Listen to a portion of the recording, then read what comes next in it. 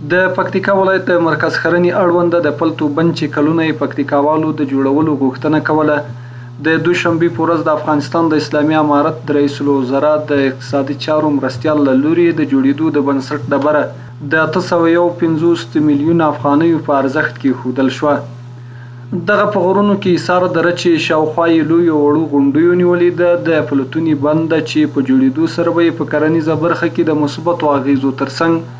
د ښرنې ښار ته د برېښنا زمینه برابره کړي. د پکتیکا مرستیال والي الحاج مولوي مخدوم عبدالسلام سعادت د ښه راغلاست ترڅنګ وویل چې د پلتو بند د پکتیکاوالو له اساسي غوښتنو یوه غوښتنه وه. له مسؤلینو او قومي مشرانو یې وغوښتل چې د یاد بند له چارو د سم ترسروي په موخه نظارت او څارنه وکړي. پلتو بند دا د پکتیکاوالو یو عظیم ارمان، د پلتو بند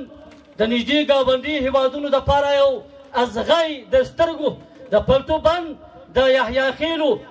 مټاخانو، یوسف خیلو او د شلنې د ښار د بیا سرسبز کېدو، شاداب کېدو یو عظیمه ذریعه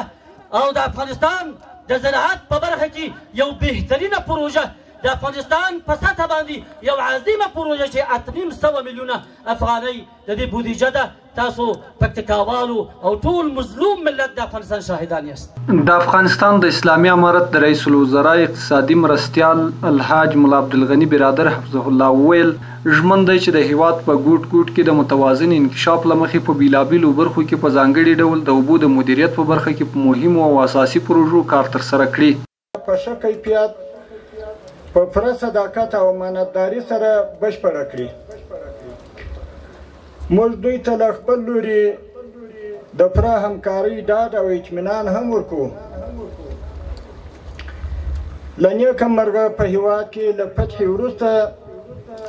د اقتصادي کمیسیون په ناستو کې د هېواد په کچه د لویو او متوسطو بندونو چې کارونه یې نیمګړي یا هم نوه پیل سوي د اوبو او انرژي وزارت په مشرۍ کاري ټیمونه وټاکل شول. دغو ټیمونو د یادو بندونو د ارزونې او عملي چارو د پیل لپاره هر اړخیز جامع کاري پلانونه جوړ کړل چې د اعلی قدر امیر المؤمنین شیخ صاحب حفظه الله له منظورۍ وروسته د ډیرو بندونو عملي چارې پیل شوي دي. د اوبو او انرژي وزیر الحاج ملا عبداللطیف منصور وویل چې د پلتوني بند تاریخي او حیاتي پروژې د جوړېدو لپاره یې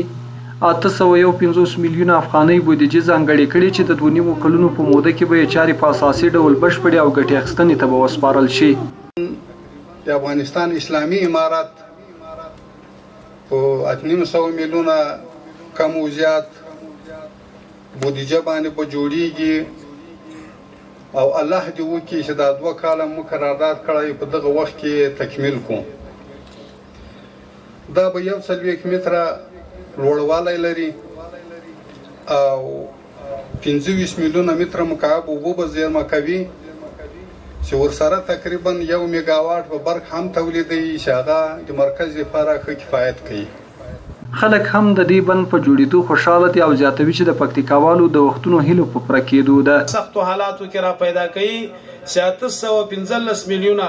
افغانۍ د دې لپاره دوی ځانګړې کړې دي. یو ځل بیا منندویو خدای هم خوشحاله که او د موږ لپاره خوشحالي دا ده چې د موږ هغه ځوانان چې هغه تر اوسه بیکاره دي په صلاح به په دې کې په کار باندې راسي. د یادونې وړ دی چې د ګومل سیندیزي حوزې ریاست له لوري په ټولو ولسوالیو کې د اوبو ذخیره کولو کوچني بندونه پلان شوي دي چې ځینو ولسوالیو کې یاد کوچني ذخیروي بندونه جوړ شوي او په ځینو لا هم کار روان ده.